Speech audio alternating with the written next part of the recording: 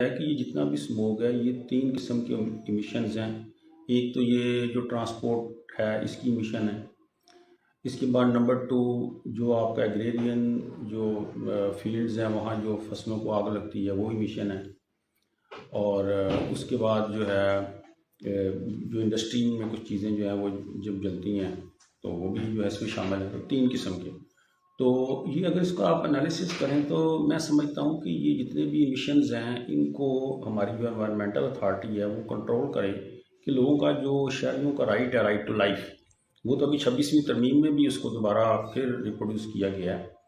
और right to life का मतलब ये है कि मेरी ज़िंदा रहने के हक़ में जो चीज़ें मुझे मुतासर कर रही हैं, रोटी कपड़ा और मकान का नारा था हमारे हुक्मरानों का, लेकिन यहाँ तो साफ़ पानी और सांस लेने के लाले हमें पड़ गए हैं। बिल्कुल। तो मैं समझता हूँ कि यहाँ साफ़ पानी के साथ साथ जो सांस लेना है उसमें जो हमारा वक्ती जो इशू है, इसके लिए जो स्टेट अपरेटस है, जो गवर्नमेंट मशीनरी है, उसको काम करना चाहिए।